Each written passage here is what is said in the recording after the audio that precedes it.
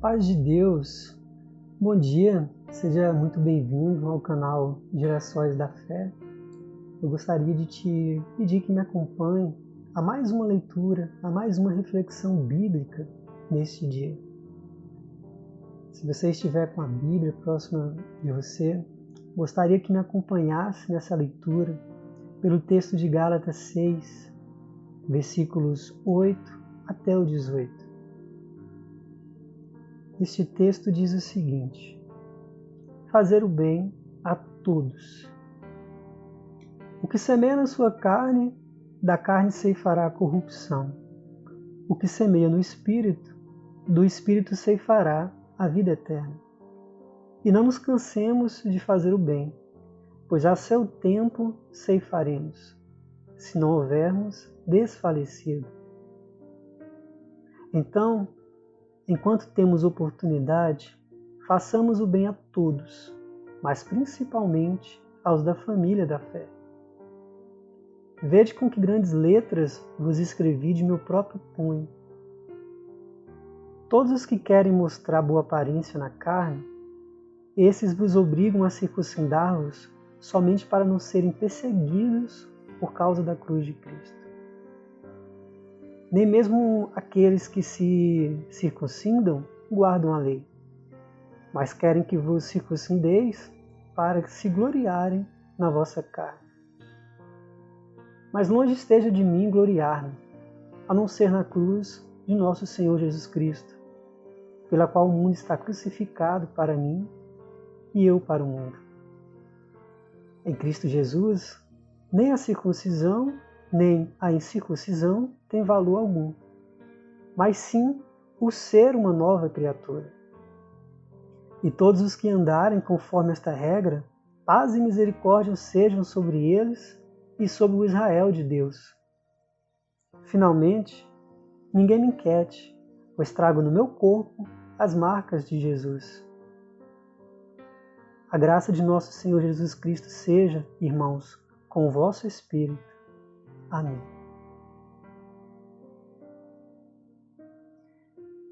Prezados, neste dia eu gostaria de trazer algumas reflexões para a sua vida.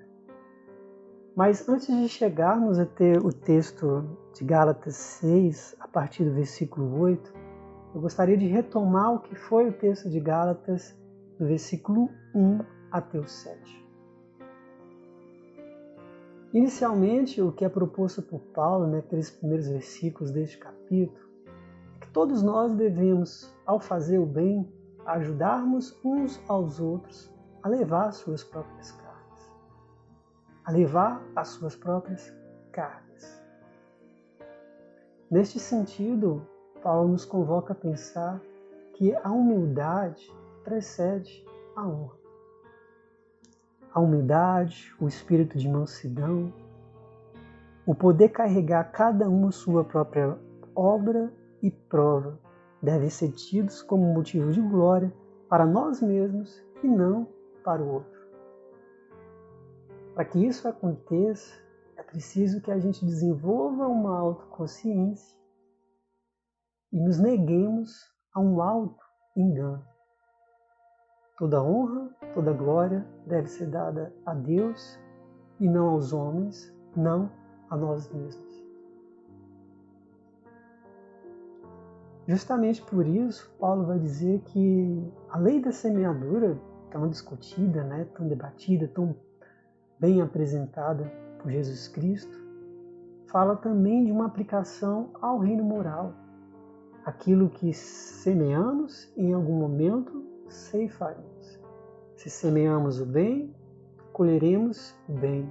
Se semeamos o mal, em algum momento colheremos o mal.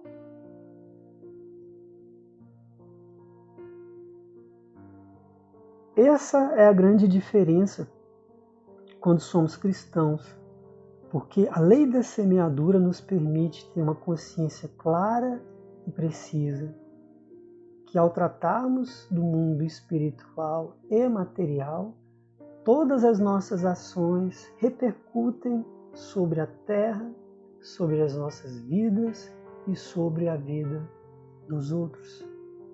Daí a importância de estarmos sempre atentos acerca do que semeamos no nosso comportamento, na nossa mente, na nossa vida espiritual. Por isso, Paulo vai dizer, já no início desse texto que acabei de ler, que aquele que semeia na carne, da carne ceifará a corrupção. O que semeia no Espírito, do Espírito ceifará a vida eterna.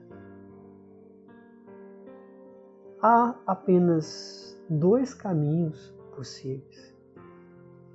Uma semeadura que se dá a partir da nossa relação com o corpo, com a terra, com a materialidade desse mundo, e daí não podemos esperar ceifar, ou seja, colher nenhuma outra coisa que não seja corrupção. E em contrapartida, há uma outra semeadura que se dá no Espírito e pelo Espírito de Deus. E nessa semeadura, aí sim, poderemos colher a vida eterna.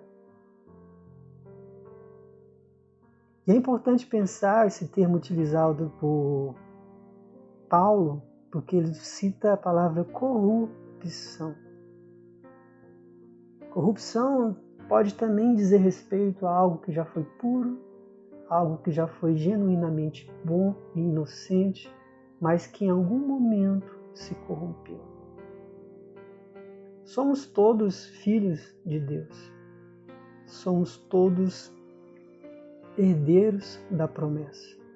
Mas em algum momento da nossa vida, nós nos corrompemos ou podemos nos corromper e perdermos a vida eterna prometida pelo nosso Senhor Jesus Cristo.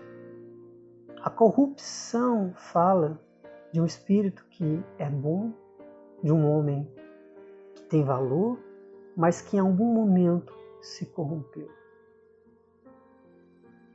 Essa palavra vem de encontro ao coração de muitas pessoas que acham que nasceram más, de pessoas que não acreditam no seu potencial de mudança, de pessoas que acham que não tem mais jeito, porque depois de tantos anos vivendo da mesma forma, agora mudar nesse momento da vida talvez seja uma tarefa impossível.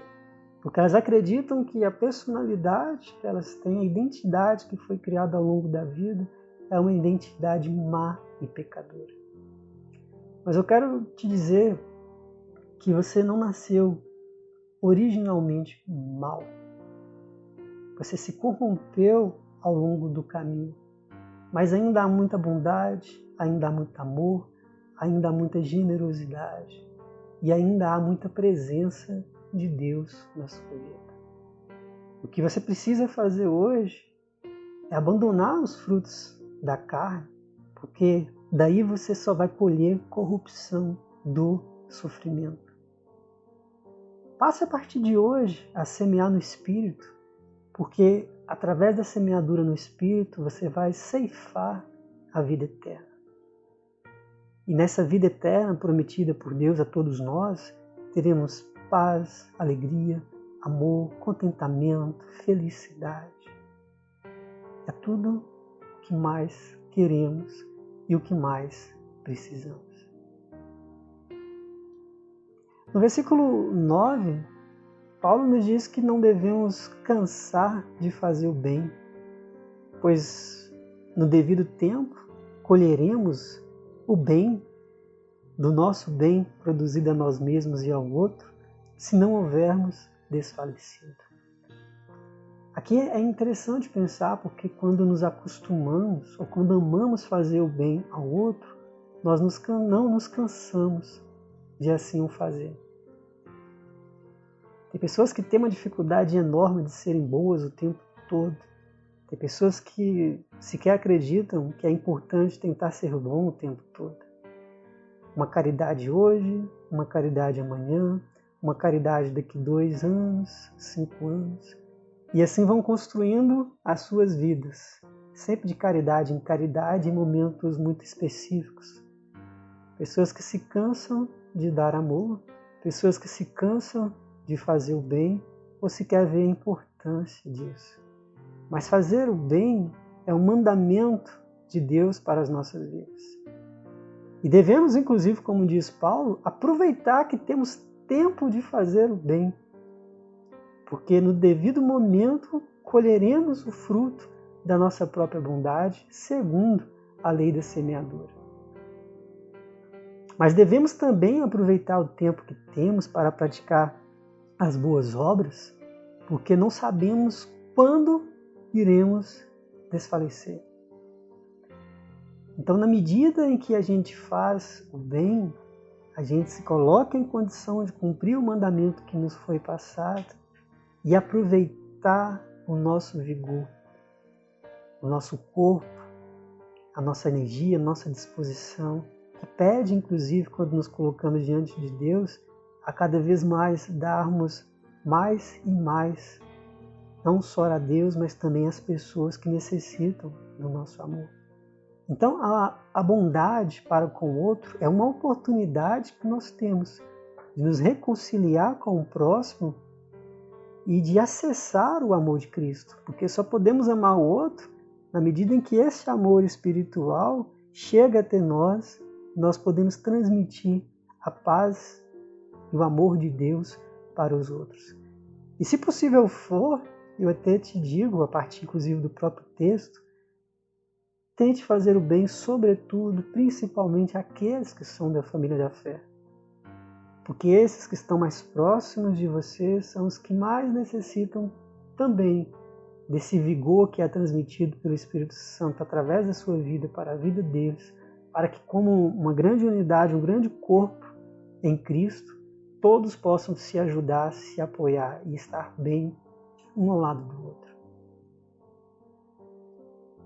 Aqui, então, podemos dividir o texto de Gálatas 6 e partir para um segundo ponto também muito importante que vem, sobretudo, a partir dos versículos 12 até o 18.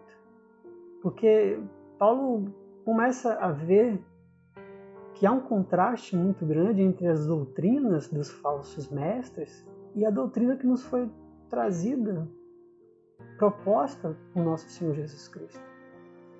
Os falsos mestres acreditavam que a glória estava nos ritos e nas marcas da carne. Daí a importância de priorizarem tanto a circuncisão como alguma coisa que os colocava diante de um status social outro e os faziam ser reconhecidos como mestres. Mas esses mestres eram falsos mestres, porque o que Paulo nos coloca é que devemos necessariamente nos orgulhar de carregar a cruz de Cristo. A nossa maior glória está em poder olhar para o mundo e nos sentir participantes da dor da cruz de Jesus Cristo. As marcas que devemos ter não se encontram necessariamente na circuncisão ou incircuncisão. As marcas que carregamos de Jesus Cristo são as marcas da nossa trajetória com a fé, de abdicações, de renúncias, de choros, de lágrimas, de dor, mas de muita fé, de muita perseverança, de muita alegria por ainda crermos em Deus e sabermos que existe uma promessa nossa lá no futuro de conquistar a vida eterna. Aquele que semeia na carne só pode colher corrupção, mas aquele que semeia no Espírito tem como promessa a vida eterna. Torna a dizer que fazer o bem, e é disso que Paulo está falando em todo o texto de Gálatas 6, fazer o bem é uma oportunidade para manifestarmos o amor de Deus, a paz de Deus no mundo. Fazer o bem também é prova de que queremos estar mais próximos daquilo que foi nosso Senhor Jesus Cristo. Alguém que muito amou, alguém que muito renunciou, alguém que muito se entregou. Alguém que entendeu desde o princípio a importância da fé, mas também da palavra amor. Ninguém nos amou tanto como Cristo nos amou, a ponto de dar a sua própria vida por todos nós.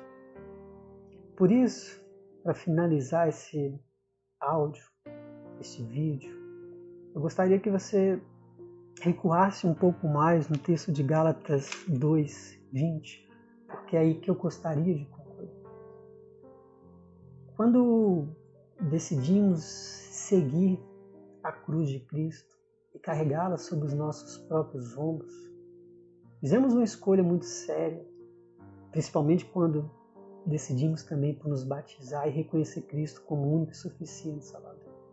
A nossa decisão ali foi a de sermos uma nova criatura em Cristo Jesus. A partir de então, toda honra, toda glória, toda vanglória que podemos ter não se encontra mais nas coisas que são do mundo, porque esse mundo é corrupção, é apenas um grande devaneio. Devemos nos orgulhar, e assim nos diz Paulo, de carregar nos nossos próprios corpos as marcas de Jesus. Devemos então assumir esse compromisso firmado diante de Deus e dos homens, de que na medida em que reconhecemos que Cristo é suficiente Salvador da nossa vida, que somos agora novas criaturas diante dos homens e diante de Deus. Em Gálatas 2:20, Paulo diz: estou crucificado com Cristo e já não vivo, mas Cristo vive em mim. A vida que agora vivo na carne, vivo-a na fé do Filho de Deus, que me amou e a si mesmo se entregou por mim. É um texto muito próximo daquilo que Paulo vai falar em Gálatas 14.